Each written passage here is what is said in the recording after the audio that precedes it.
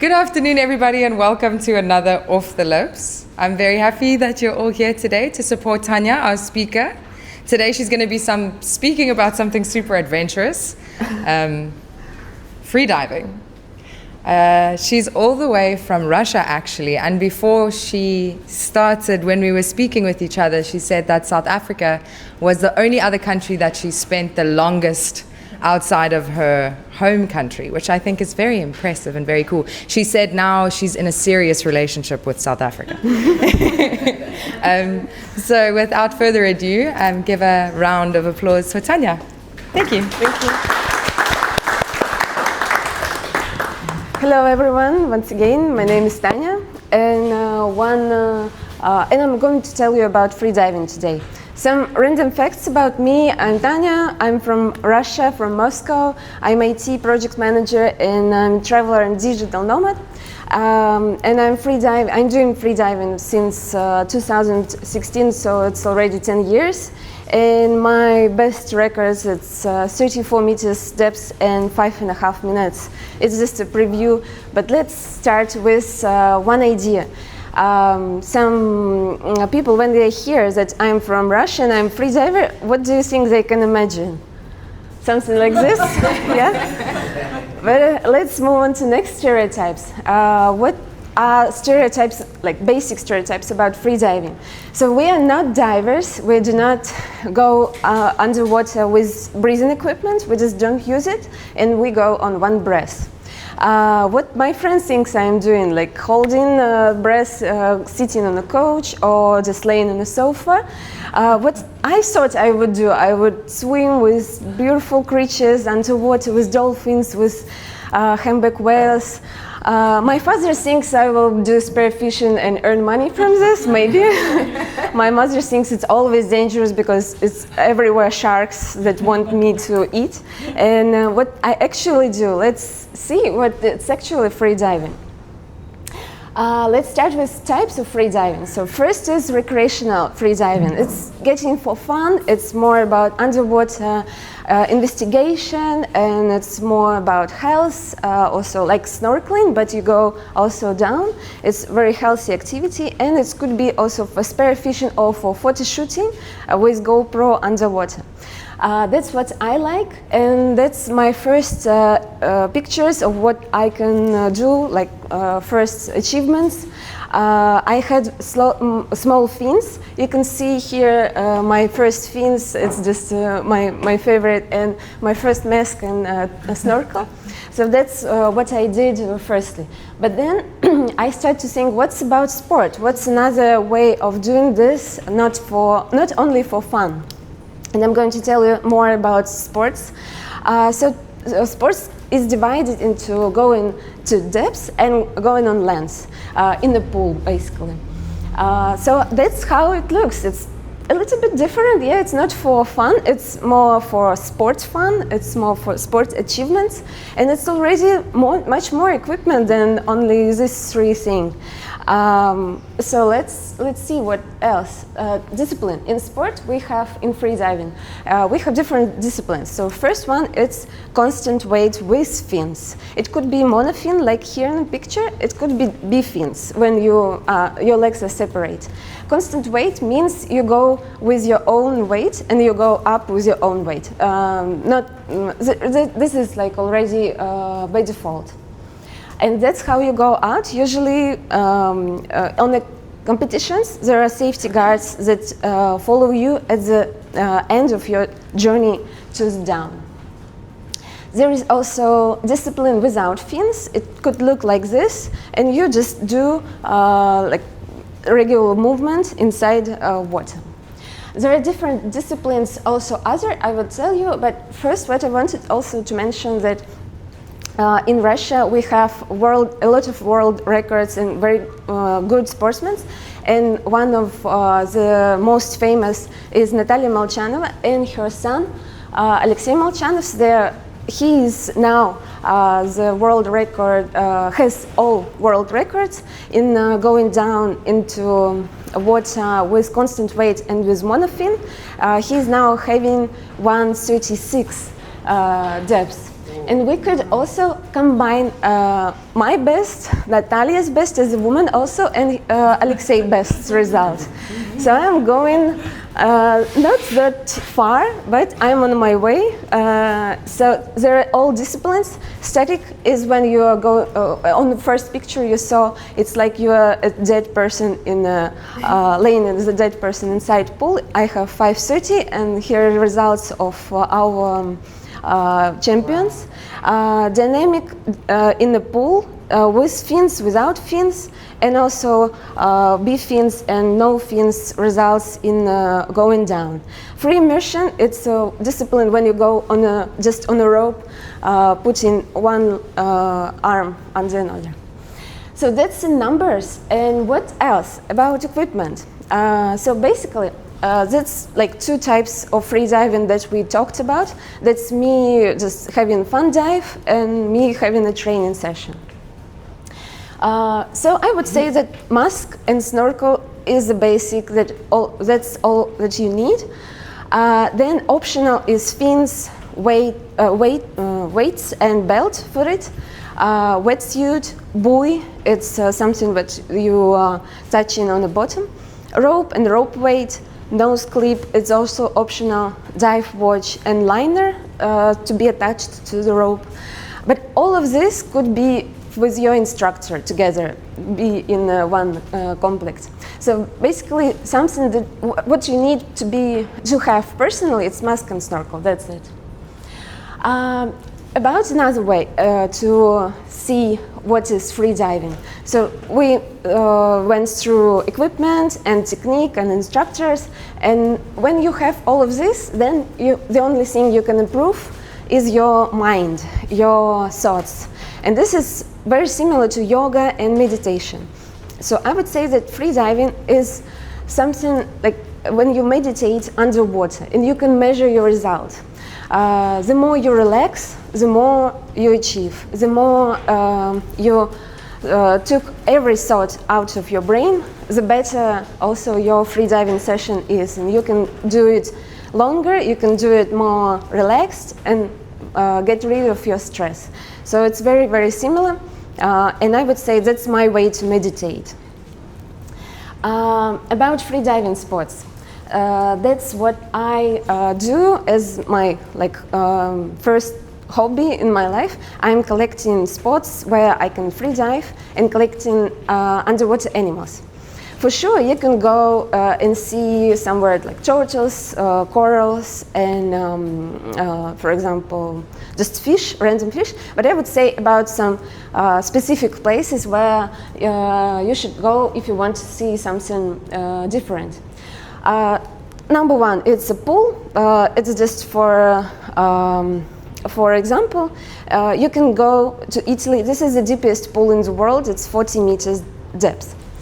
About natural pools. So this is a natural pool. It's blue hole in Egypt in Dahab. This is a blue hole with depths of 100 meters right from the coast. So you can reach it very easily, and it's very, very deep. Other place what I can suggest is going to Philippines. Philippines has a very good place. I think for me it's the best because the water is warm, the water is clear, up to 25 meters you can see. So you can have a fun dive very deep and see each other. And there is an island, Cebu, where is Moalboal. This place is famous for a lot of turtles. They just saying hello to you when you just go into water, and they're already there having a small talk with you. Mm-hmm. And also sardines. There is a field, like a cloud of sardines going after you or going out of you sometimes. And Moalboal is famous for this. In Philippines, Cebu is also having this main features, whale sharks. So whale sharks are not dangerous at all. You can be with them on this distance, and they're like a fish. They relaxed, they ignore people, and they do not be interested in people. My photo is not that good, but at least I could show like a proof that I was also there and I'm alive. About other spots, Sri Lanka, I would suggest not to go to south because it's too crowded to go to Wales, and they don't have free diving with whales, but you can go to northeast to see whales there, to meet humpback whales. About humpback also, but it's colder. It could be Lofoten's in Norway. And South Africa. South Africa is very good for free diving with seals, and I would suggest Bletensburg Bay or maybe Cape Town to go there. I saw how it's really happening and how seals are friendly and curious and they play with you.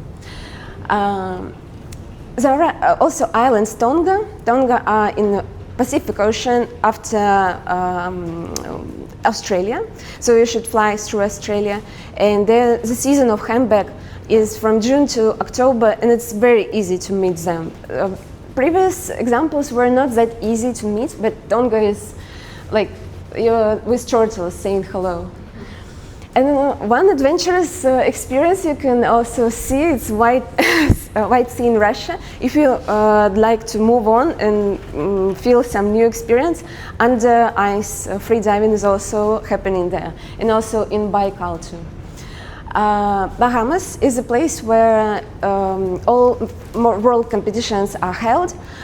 So here, this is more than 1.5 meters down this blue hole, very, very deep, and we will see how our sportsman Alexei Molchanov goes here. My favorite place in my heart is Mauritius. I lived there for 4 months in total, and there in Mauritius you can swim easily with sperm whales. I did this 3 times, so that was a pack of 4 whales, and that was one. They also have children. It's very cute, and they are the whole year they are there, so it's super easy to meet them. What's about movies? I would recommend you to see Hyom Neri YouTube. His video about one breath around the world is super cool. It shows how he goes into France. He goes up and he goes down, and then through the whole Earth, he came back into France, visiting a lot of places in the world. I'm just super inspired by his videos. He's one of the champions of the world too. Old movie is Grand Blue, and new documentary movie, The Deepest Breath. It's also my recommendations. And a little bit of entertainment. Let's try to hold the breath while our champion Alexei Molchanov will also hold the breath and go to his one of the world records, 130. Now he has 136. But that's I like this video because it's rather short, and we could practice with him holding the breath. When he will come, we will hold the breath together with him. I will comment all what we see, but you can try. So this is Bahamas again. This is world champion, where our champions compete. Let's see, I will a little bit move. So Alexei now is preparing. What he does, there are lots of people watching and there are safety guards. He is now doing additional breathe in. So I would recommend to, before you go dive, you should come down firstly and imitate like you're almost not breathing. And he is now doing his last breathe in, and he is doing like this. It's additional packing. So he is already done with all oxygen, and he's doing like pack. On this professional level, you can just do this for 1 minute.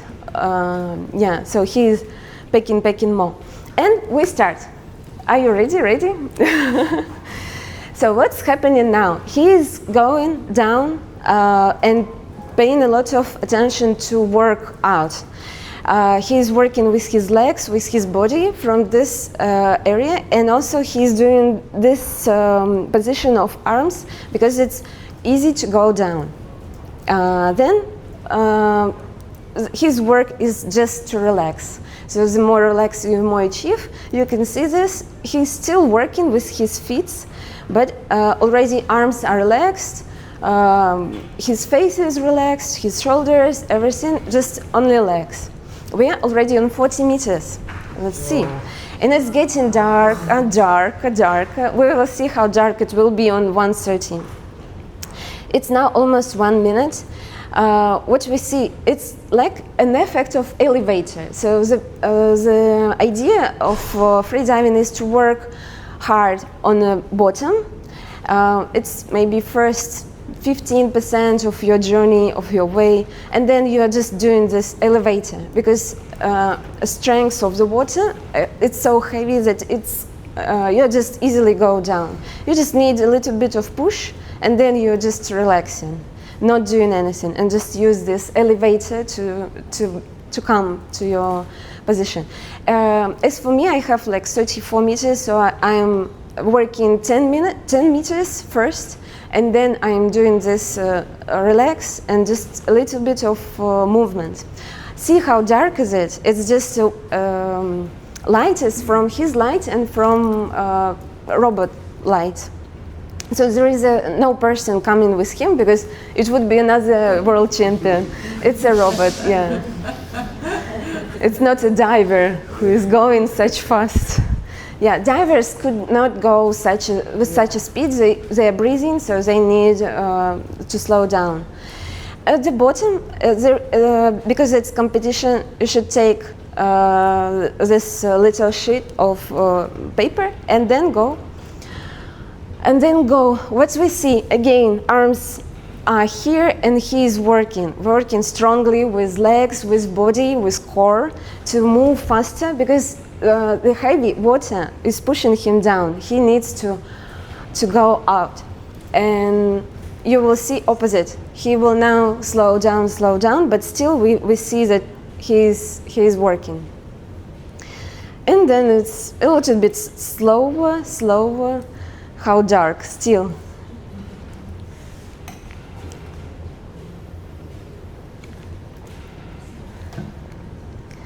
Who gets results? Who are not breathing? Are you alive? Are you all with me? So we could move a little bit further and see how it's going to be. Let's see. On 40 meters, he met first guides. Because the most risky area is your finishing. You will not be just a random person on this bottom, on this amount of meters, but at the finishing is the most risky. You can have like blackout. Blackout is when your brain is off, but you are alive. It's just like when we put laptop on sleeping mode. So here he is okay, no blackouts. He is alive and he needs to do this like protocol. He put out and say, I'm okay. And then everyone congratulates him because that was, at this time, 8 years ago, the world record, a new record. And he beats his own records every year with 1+1 meter. You know, you just need 1 meter. It's like this, yeah. And you repeat and do a little bit further and a little bit further. And he is unachievable in this way. And this congratulations because he reached a green card. Like it's okay. So that's an ending of my presentation. Here are my contacts, Instagram and Telegram. If you want to text me and know more about freediving and know some maybe advices or some new information. And here is your opportunity to ask questions now. Yeah, thank you for attention.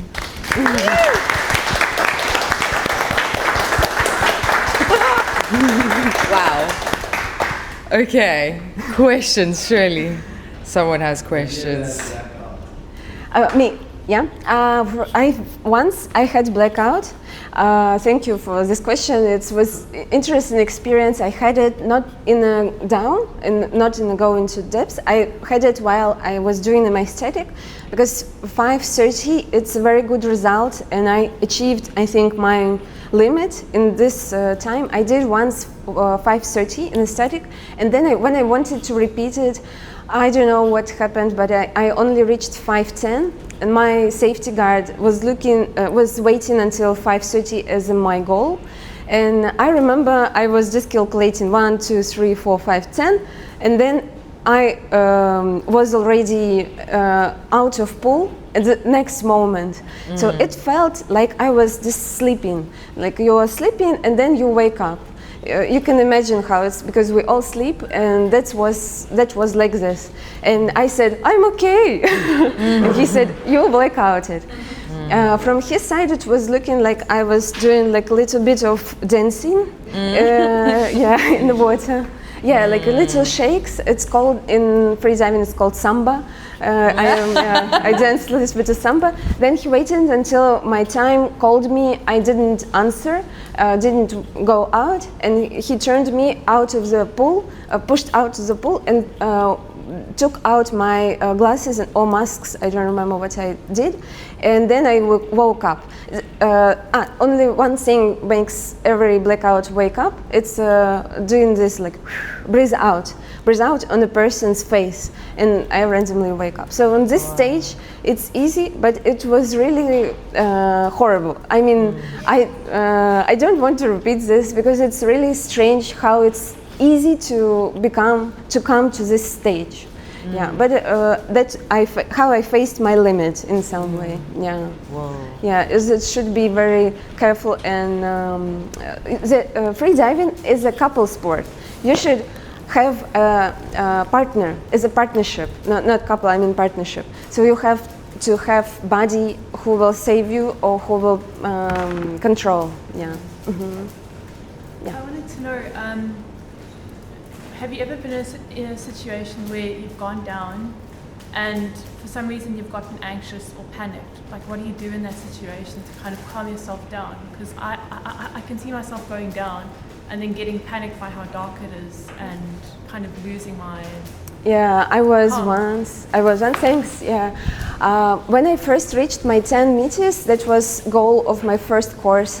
I had something like a little bit of cold, but I thought it's okay. And I went down on the 10 meters for the first time, and I saw how far is it? Oh my God, such amount of water is under me, above me. And then I realized there's something green in my mask. Like, what is it? Something green, I don't know what. And I felt like, oh my God, it's so, I felt panic at this moment. And I wanted immediately to go out, but I realized I can't, because I have like 20 seconds to go to bottom, and I can't, to surface, and I can't allow myself to panic. So the freediving, what touched me, I realized I can just postpone my panic, postpone my emotions, to feel what it's really happening. And I asked myself, do I die now with this green thing in my mask? And I say, no, maybe no, yeah, okay. And then I asked, is it painful? And I felt like no, the answer was no. And then I say, okay, I will see what is it later. And I just postponed my emotions, my panic, and that's how I also trained to be like maybe more emotionally stable. Then I went out and I realized that was a blood.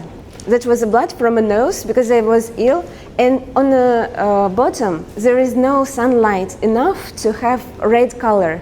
That's why it was green, and it was super strange. Like, what is it? But on the surface I realized it's not something. It just was a little bit of pressure in the nose. Yeah. That's. So no reason for a panic. That at that time it was, and two questions helped me to not panic at this time. Yeah. Do you when you're at the bottom, like 100 meters, do you feel the water pressure Yeah. on your body? Yeah. Really? It's even worse if you have suit. That's why I prefer, for example, Philippines that I told you about. Philippines have very good and warm water, and if we combine this, for example, with the colorful Egypt underwater life, it's really colorful, but water is colder, and you have to wear suit. And suit is already some part of pressure. So when I had my record at 25 meters, that was harder for me in Egypt than 32 in Philippines. In Philippines, 32, I imagine it's like almost the same. I felt the same pressure.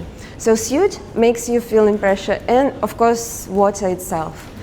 But it's okay if you just go slowly, 1 meter, 1 meter, 1 meter. You just get used to not being dead after it. Yeah, and you realize, okay, it's like home in some way. If you reached some depths, like a lot of time I was at 10 meters. For me, I can go for 10 meters without preparation, because it's like a surface for me. And the more you go, the more you feel okay with this amount of meters. Yeah. Yeah, and ears is also important. Yeah, you have to be careful and do equalization to